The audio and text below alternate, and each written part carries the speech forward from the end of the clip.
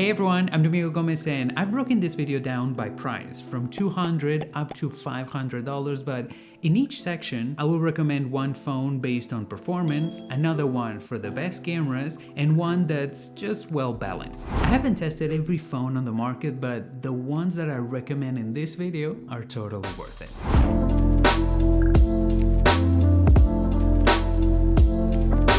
If your budget is between $200 and $300, these are the ones I recommend. The POCO X7 Pro for performance, the Galaxy A55 for a solid all-rounder, and the Pixel 7 for the best cameras. You may be wondering why two of these phones are from past years, and the reason is because there's nothing new that beats them at this price point. The POCO X7 Pro is hands down the most powerful phone under $300. It's packing a processor that it's usually 2 times more powerful than other phones, which, it's great for gaming. You also get a great OLED display, a new water-resistant design, and overall it's a pretty balanced package. Although, yeah, it runs HyperOS. That means that the battery life could be a lot better, and the proximity sensor, well, it barely works. That's why I also want to shout out the Galaxy A55 from last year. You can get it now under $300, and it's actually better than the newer Galaxy A36. Sure, it's not as powerful as the POCO, but it got a more polished OS and will get you a lot more updates. The screen is solid, the build quality is strong, and the cameras are even better, especially the front-facing one that it can shoot in 4K. Now, if photography is your thing, I do believe that the Pixel 7 it's an awesome option. It's been out for years, so it may be a bit tricky to find, but under $300, it's arguably the best camera you can get right now. If you can find it, well, I would also suggest the Redmi Note 14 Pro Plus. It has disappointed me because of the weak updates and the high price, but the video recording has improved and the photos it takes are pretty solid too. There are other alternatives for this price point, like the Motorola 60 Fusion, which I haven't tried myself, but all the reviews are quite positive. You also have the POCO F6 instead of the POCO X7 Pro that also gets, a good processor and performance overall for gaming. And if you can't find the Pixel 7, search the Pixel 7 Pro. It's usually a little bit more expensive, almost $300, but hey, it's a great phone. Now, between $300 and $400, you will find great phones, but these are my top picks. The POCO F7 for performance, the Nothing Phone 3a for balance, and the Pixel 8a for cameras. This time we have 2 phones from this year, and then we have the Pixel, which, once you know me a little bit more, you will notice that I really like Pixel phones, but I do believe that they will give you the best cameras, especially in the mid-range. I recently tested the POCO F7 and it's a beast when it comes to performance. Yes, it does get a bit warm and you will definitely notice that with the aluminum frame, but if you're chasing raw power, this one delivers. Besides that, it's got a clean design, a really good display, and cameras that, well, they do the job. Battery is okay, they could have done a lot better, but let's be honest, Xiaomi software still isn't their strength. That's why I want to recommend the Nothing Phone 3a. It's got a unique and standout design, but the best part of it, it's the software. It feels way more premium than the price suggests. The cameras are versatile too, and yeah,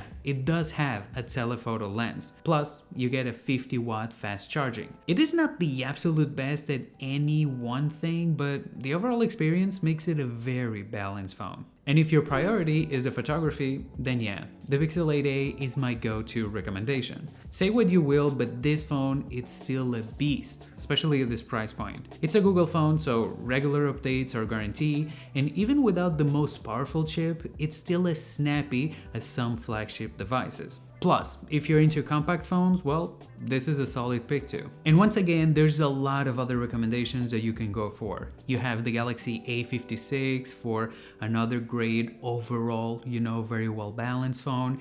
If you're only looking for performance, you also have the Realme GT6, although it's quite hard to find here in the US. In Europe, for example, and in Asia, it's a little bit easier. And for cameras, instead of the Pixel 8a, you can also get the Pixel 8, and if you're lucky, the Pixel 8 Pro for less than $400. But hear me out, once you cross the $400 mark, well, you will find a lot of great phones that will last you for years.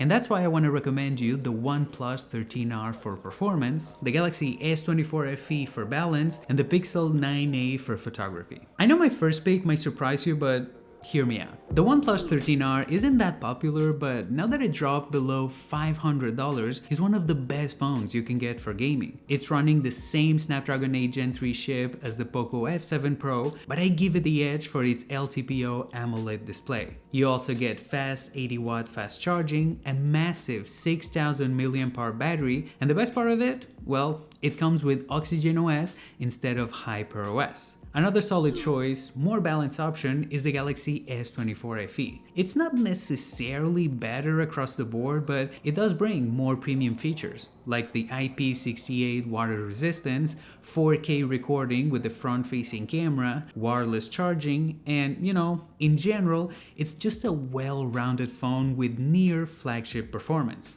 And last but not least, for those focused on photo and video quality, you have the Pixel 9a. You will notice a huge jump over the 8a except for macro photos, but it has a better battery life, a faster processor, and it's just slightly bigger, though it's still in that compact category. And once again, you will find another great alternatives like the POCO X7 Pro if you don't mind the software.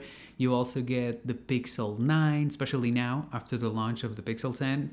You will find them under $500 and many others that I will leave in the description. But before I finish this video, I want to show you some tests and benchmarks that I run with all the phones that I recommend you. In this chart, you will see all the benchmark scores that I run, so you can compare them by price. The second chart shows the speed test results that I usually do, like opening and closing in apps, which reflects a real-world system smoothness. And finally, there's the battery life chart from the PCMark test, all done with the screen brightness set to 200 nits. There are a lot of other phones that I haven't tried, like Oppo, from Huawei, Honor, a lot of phones, and if you know any that you would like to recommend, you can leave it in the comments.